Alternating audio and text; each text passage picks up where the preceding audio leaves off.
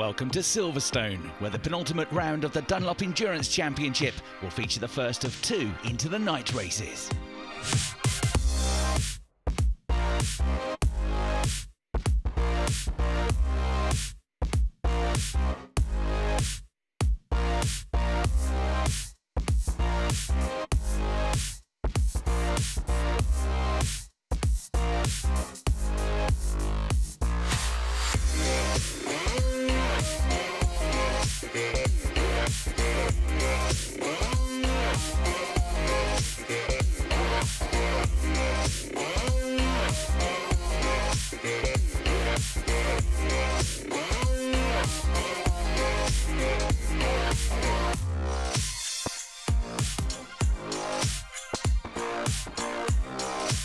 Rob, we've got a really interesting couple of races to end the season with these day into night races. The GT cars going around at night, something special about that, isn't there?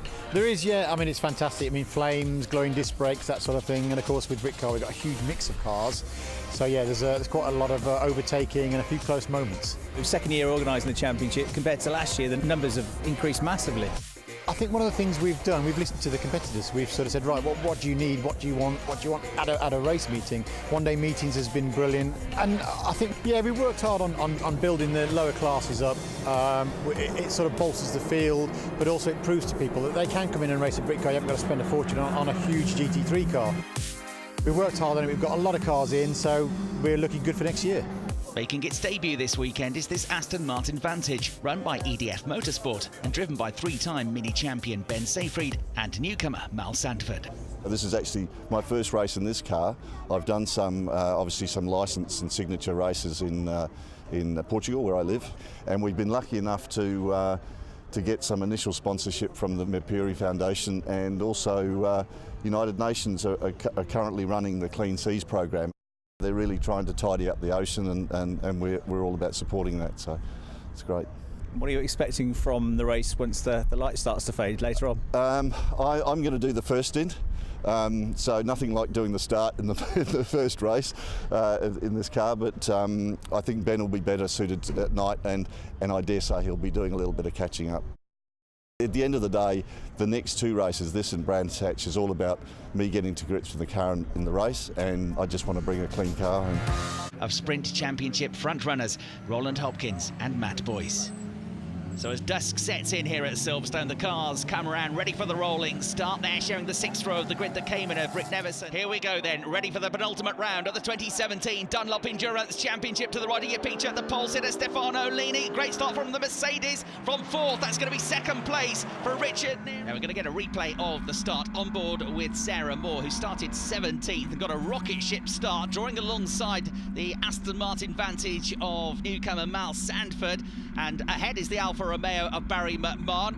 The Aston and the Alfa get very close together into turn one at Copse Corner. Sarah carries the momentum around the outside, having already gained a couple of positions off the line. The Aston Martin's got plenty of grunt in a straight line, but Sarah sneaks down the inside here on the way into Maggots. By the time they get to the Beckett's corner, she was through. They're in second place overall then, the Team ABBA Roll Centre Racing Mercedes of Richard Neary. He's been driving this 6.2 litre V8 in the British GT Championships this year.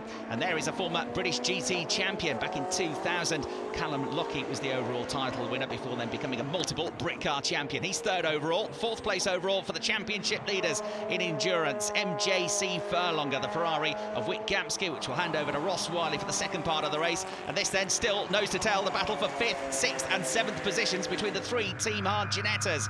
On board with Tom Barley, trying to chase down Tommy Knight. They are so close in the battle for the class and overall championship title. Mal Sandford then is coming back now at Barry McMahon in the Alfa Romeo. So Mal getting into the rhythm now in the Aston Martin with a good move there up the inside into Copse Corner to get ahead of the very experienced Alfa racer Barry McMahon.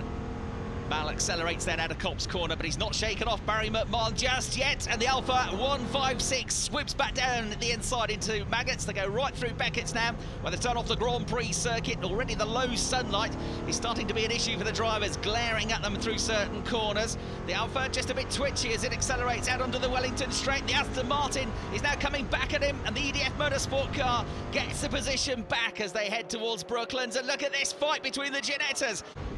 We're going to replay now with Mal Sanford, who was right behind that moment. A huge lock-up there from Mike Moss, who went skidding wide, avoided the spin and got back on track. Here comes the Bespoke Cards Porsche, now driven by Marcus Fothergill, who's taken over from Dave Bennett, and that car is now up to third. Into the pits for its scheduled stop comes this pristine EDF Motorsport prepared Aston Martin Vantage. Mal Sanford ends what's been a successful first stint in BRITCAR and first time out here at Silverstone. Right behind them, Darren Lewis heads out on track of the Team Hard Racing Ginetta. He and Tommy Knight have had to serve a 145-second minimum pit stop time. That's 25 seconds longer than the other two Team Hard cars. That's because of success penalties gathered over the last few rounds. Here comes the Whitebridge Motorsport Aston Martin with a grazed right rear corner. That's because Chris Murphy has had an off and has had to limp back to the pits. There's also been drama for the race leaders because on the way in, the car ran out of fuel, had to stop on track to switch on the reserve tank. It cost them a huge amount of time. Ben Seyfried is now flying along in the EDF Motorsport Aston Martin, but on his debut in BRITCAR, his teammate Mal Sanford made some big improvements. Mal, you got back out of the car. How was it? Yeah, we got through. I've done some of my best times in that first session I've done all weekend. So in practice and in qualifying. So really happy, and the car's fantastic. And EDF Motorsports have done a great job on the car. It's fantastic, really good. Game over, I'm afraid, though, for the Whitebridge Motorsport Aston. Too much damage done after that off for Chris Murphy. So Matt George, I'm afraid, won't get to drive. We're into the closing stages of the race here at Silverstone. The checkered flag is almost within touching distance for the race leaders, MJC Furlonger. Well, a big crowd gathered here to watch this fantastic spectacle, the day into night race. Glowing disc brakes, flame-spitting exhaust, and average speeds approaching 110 miles an hour. It's been a real sight for them. Going very, very slowly on this final lap to make sure he doesn't have to do another one with fuel perhaps an issue is Ross Wiley. He's well clear, though, of the radical, and the checkered flag comes out. MJC Furlonger win here at Silverstone. The team has also played its part with clever fuel management to get them to the end with just the one stop in this 2-hour race. Confirmation of the results then: Gapsky and Wiley win, Leaney and Weldon in second. Barley and Hatfield complete the top three. And if you enjoyed the spectacle of night racing, the good news is that we get to do it again, twice, at the Brands Hatch season finale. Thanks for watching.